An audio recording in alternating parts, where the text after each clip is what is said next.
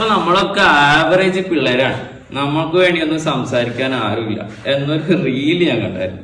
അപ്പൊ ഞാൻ പറയാൻ പോകുന്നത്, ബോഡി ബിൽഡിംഗ് ആഗ്രഹിച്ചിട്ട് ജിമ്മിലേക്ക് വരുന്ന ഒരുപാട് മക്കളുണ്ട്.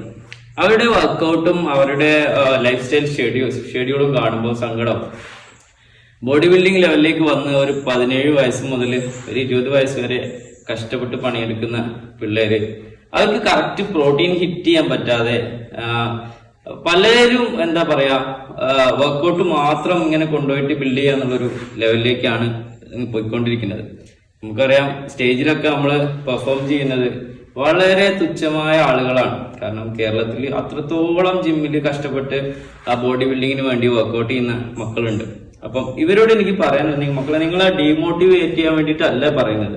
നിങ്ങൾക്ക് ആഫ്റ്റർ വർക്കൗട്ട് ആയിക്കോട്ടെ, പ്രീ വർക്കൗട്ട് ആയിട്ടായിക്കോട്ടെ, കറക്റ്റ് ഒരു പ്രോട്ടീൻ ഹിറ്റ് ചെയ്യാൻ നിങ്ങൾക്ക് പറ്റുന്നില്ലെങ്കിൽ നിങ്ങൾ ഈ മൽപ്പിടുത്തം പിടിക്കുന്നത് ഒന്നും അല്ലാതാവും. നിങ്ങൾക്ക് ബോണും ടെൻഡനും ലിഗ്മെന്റും ഒക്കെ കംപ്ലൈന്റ് ആവും. കാരണം ഹൈപ്പർട്രോഫി ട്രെയിനിങ് എന്ന് പറയുന്നത് നമുക്കറിയാം, ഒരു ഫിറ്റ്നസ് പോലെ ചെയ്യേണ്ട കാര്യമല്ല.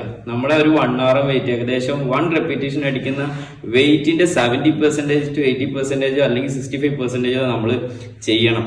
അപ്പൊ ഈ ഒരു ലെവലിലേക്ക് ലിഫ്റ്റിംഗ് വരുമ്പോഴാണ് നമ്മളൊരു ബോഡി ബിൽഡിംഗ് വർക്കൗട്ടിലേക്ക് മാറുന്നത്.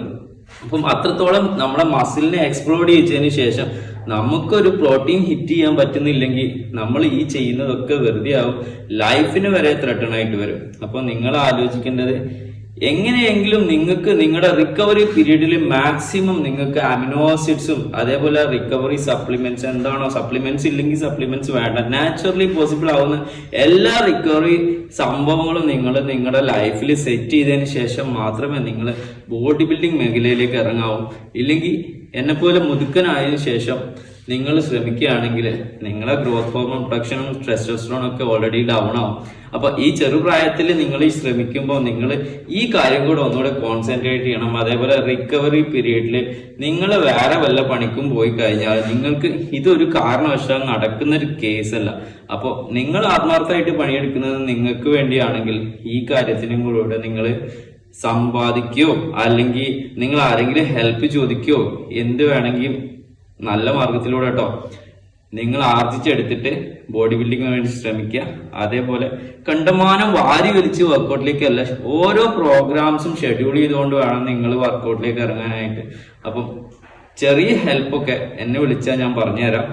ബാക്കി നിങ്ങളെ ട്രെയിനേഴ്സ് ആരാണോ ജിമ്മിലുള്ളത് അവരോട് ചോദിച്ച് കാര്യങ്ങൾ കൃത്യമാക്കി മനസ്സിലാക്കി ഒരു ട്രെയിനർ അണ്ടറിൽ മാത്രം ബോഡി ബിൽഡിങ്ങിന് ശ്രമിക്കുക. ഒറ്റയ്ക്ക് ഒരു കാരണവശാലും നിങ്ങൾ ശ്രമിക്കരുത്. ഫിറ്റ്നസ് മേഖല